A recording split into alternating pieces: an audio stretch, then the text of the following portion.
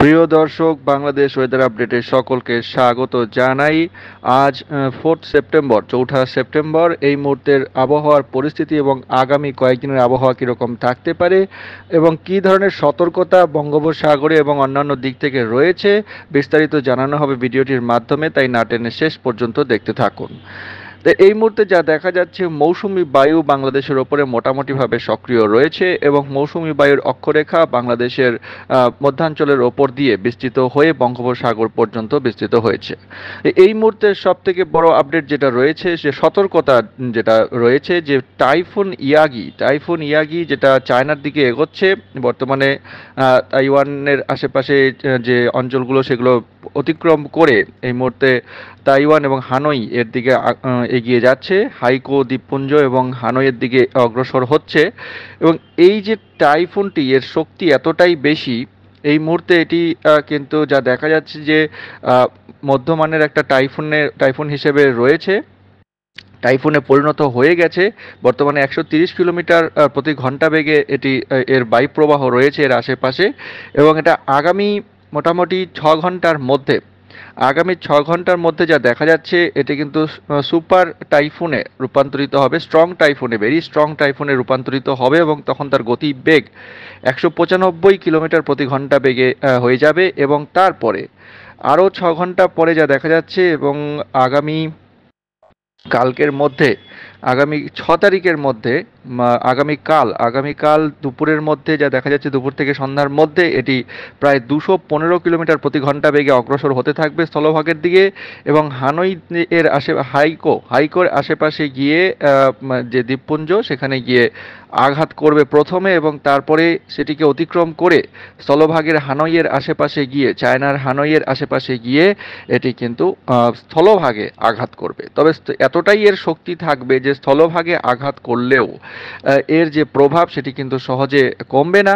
স্থলভাগেও এটি কিন্তু নিম্নচাপ হিসেবে এবং লো প্রেশার হিসেবে কিন্তু অগ্রসর হতে থাকবে স্থলভাগের দিকে।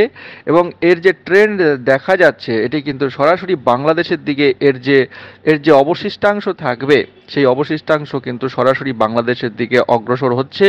এবং ঝোড়ো হাওয়া না থাকলেও, ঝোড়ো হাওয়াটা হয়তো, যে বায়ুপ্রবাহের যে শক্তিটা, সেটা হয়তো এতটা এসে পৌঁছতে পারবে না, তবে জলীয় বাষ্প এবং তার সঙ্গে বৃষ্টিপাত মারাত্মক পরিমাণে এসে পৌঁছতে পারে। আমরা এখানে ইউরোপিয়ান ওয়েদার মডেলের যে ট্রেন্ড রয়েছে সেখান থেকে দেখে নেব কি পরিস্থিতি হতে পারে। যা দেখা যাচ্ছে, আমরা যদি এটাকে প্লে করি তাহলে যা দেখতে পাচ্ছি, 5-6 তারিখের মধ্যে এটি কিন্তু স্থলভাগে আঘাত করে যাবে।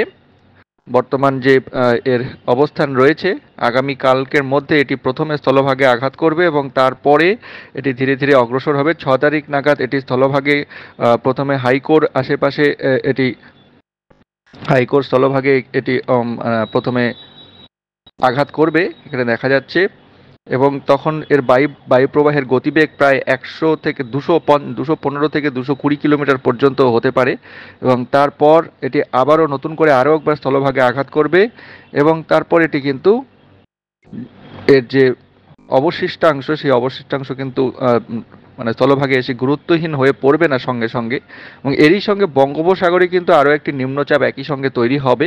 অর্থাৎ দুই দিক থেকে দুটো বিপদ মোটামুটি বাংলাদেশের দিকে অগ্রসর হচ্ছে। এই আবহাওয়া সংক্রান্ত বিপদ সংকেত, দু ধরনের একটা সমস্যা তৈরি হতে যাচ্ছে। তো 10 তারিখের মধ্যে দেখা যাচ্ছে এটি বাংলাদেশে কিন্তু আঘাত করছে, এবং যে সময় আঘাত করছে বাংলাদেশে, এর যে অবশিষ্টাংশ যেটা বাংলাদেশে প্রবেশ করবে, সেখানে বৃষ্টিপাতের পরিমাণ যদি আমরা দেখি, সেটা কিন্তু মারাত্মক পরিমাণের বৃষ্টিপাত হতে পারে। প্রায় একসাথে 2 থেকে 3 ঘন্টার মধ্যে একসাথে প্রায় 100 মিলিমিটারের মতো বৃষ্টিপাত প্রথমে সিলেট বিভাগের আশেপাশে হতে পারে।